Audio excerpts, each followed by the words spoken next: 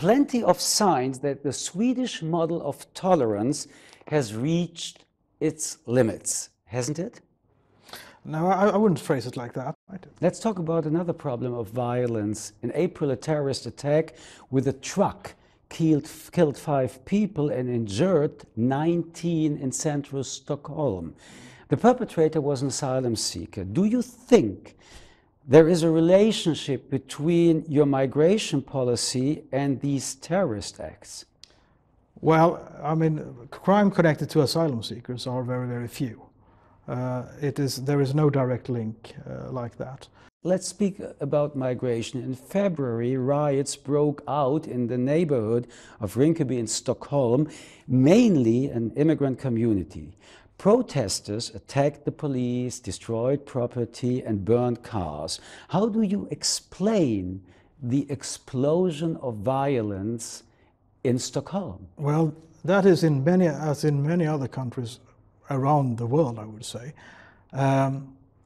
effects of that people have been excluded from society. They haven't gotten any jobs. They haven't gotten a proper education. Who excluded these people from the society? Well, if you have a long period of time where people are not getting into the labor market, sooner or later this will cause social disturbances.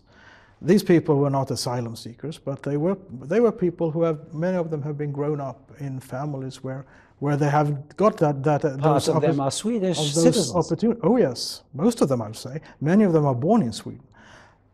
Most of them haven't got the opportunities that they should have got. So the issue here and the key here is the ordinary things like access to education and unemployment. But so these events are proving that integration policy is not a very big success. As you are saying, according to the Stockholm's national statistics, about 90% of the population in Rinkeby are immigrants or have backgrounds. This is a typical characteristic of a ghetto. How could it happen that cities in Sweden ended with ghettos? Well, I've been to the ghettos in the United States. And I will say, do not compare that situation. I don't compare them. Do not compare that. I compare them with ghettos in Sweden. Yes, 90% of the population. I hear what you're saying. I hear what you're saying. But I don't know if you have visited any of our areas. Have you? Yes. Yes. Yes, it's a ghetto. I mean, 90% of the population is coming from a background which is a very specific one.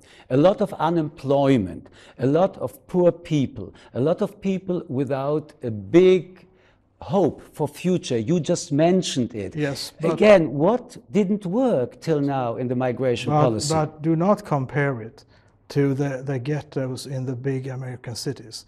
Let us continue to speak about what's going on in this society. In December, a report commissioned by Sweden Civil Contingencies Agency spoke about the growth and operation of the Muslim Brotherhood in Sweden and claims that the organization has been building parallel social structures in Sweden. Parallel structures? Yes, and I mean that's of course a very big problem. When there are people who are trying to establish some legal order of themselves. I mean, But it didn't start now. The Muslim Brotherhood has been in Sweden since the 70s. Why this government and others didn't react on that? As they have been in every country in the European Union, I would say. But the radicalization is clear. Yes, but that's why we, for instance, criminalized the acts of going abroad to join ISIS. The ideology of the Muslim Brotherhood is not only the concern that terrorists are going to Syria. It's a question in the societies and of the radicalization in the society. The author of the document... And we don't ban views, but we ban acts. If they are into any kind of activities connected to terrorism, of course that's an issue for the police. But there is plenty of anecdotal evidence that shows that the very radical Islam has roots in Sweden. In August of last year, there were reports of Muslim schools segregating children according to gender. Women are discussing about the behavior also in this question. What is the society reacting? How is this government reacting? What are you doing against all these problems? Well, for instance, according to the schools, it's extremely important that we have a surveillance of what are going on in the schools. We cannot accept having. But it happens. We cannot accept having schools separating girls and boys, and that's why, if that is the case, then we simply have to close down that school. When? Well, yes, but when it comes up, then it's an issue for our surveillance board. So let's talk about something which is... And they have the opportunity, they have the possibility to close that down. Yeah, but there is another issue where you would answer, I have to do. Let's talk about anti-Semitism. There have been several reports on anti-Semitism attacks and harassments in Sweden. Does the country have problems with anti-Semitism?